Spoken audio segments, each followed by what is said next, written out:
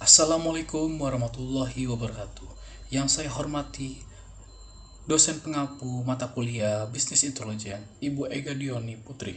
Perkenalkan saya Aldi Rivaldi Septian, kelas MJ813.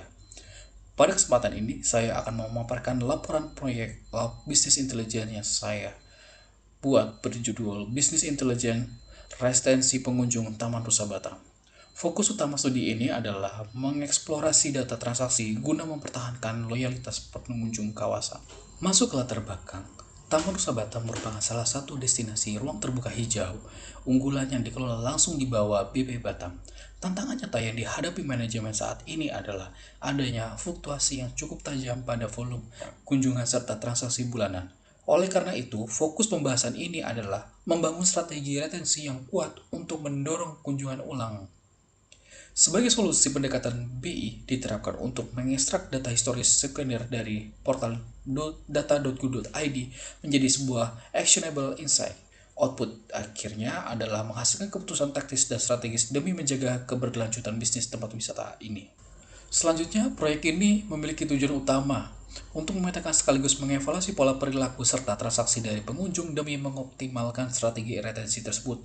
Berdasarkan tujuan itu, terdapat 3 pertanyaan bisnis yang fundamental. Yang pertama, mengapa terjadi penurunan nilai transaksi yang sangat drastis pada bulan Maret dan kuartal akhir tahun 2025? Kedua, apakah aktivitas memberi makan satwa terbukti berkolerasi positif terhadap keputusan kunjungan ulang?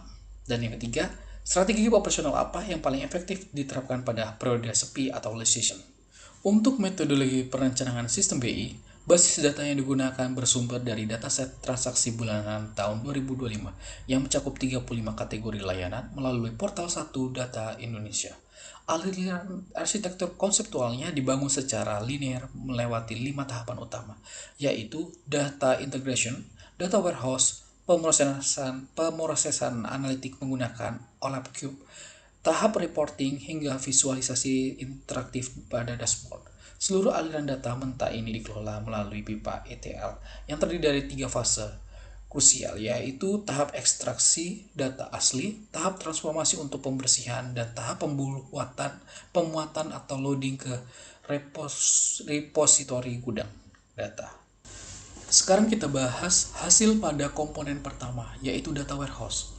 Pada bagian input, data yang masuk merupakan dataset bersih hasil transformasi proses ETL yang mencakup log transaksi tiket masuk umum dan pelajar, log pekan satwa, serta log sewa fasilitas. Pada bagian proses, pemodelan data diorganisir menggunakan skema bintang atau star skema yang menghubungkan secara langsung tabel dimensi wisatawan, waktu, dan layanan dengan tabel fakta transaksi, sehingga menghasilkan output berupa atribut data yang terpetakan secara konsisten dan bebas dari anomali di duplikasi nama layanan.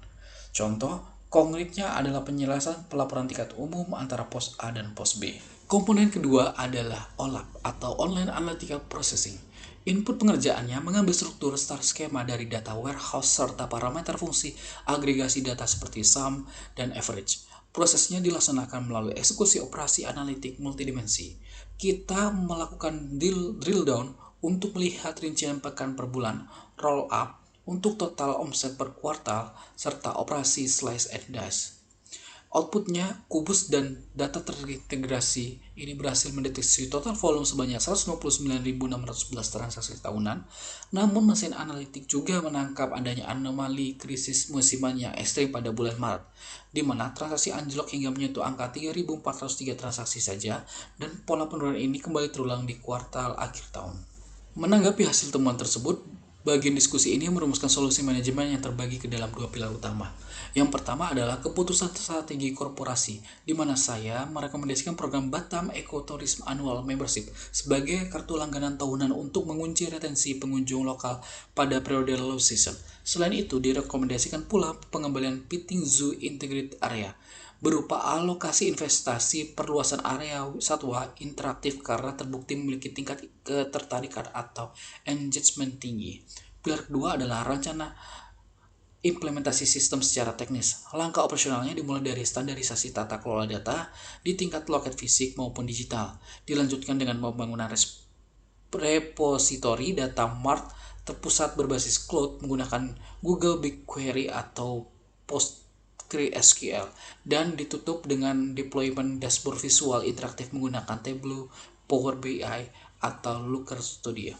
Sebagai evaluasi akhir, terdapat 3 tantangan utama setelah pengerjaan tugas simulasi ini. Inkonsistensi data. Penemuan duplikasi data mentah seperti adanya dua entitas tiket masuk umum yang terpisah yang menuntut akurasi tinggi pada tahap pemisahan data. Anomali sel kosong atau null value adalah sel kosong pada item tertentu di bulan sepi kunjungan yang wajib dikonversi menjadi nilai 0 agar tidak merusak kalkulasi rumus statistik pada mesin olah.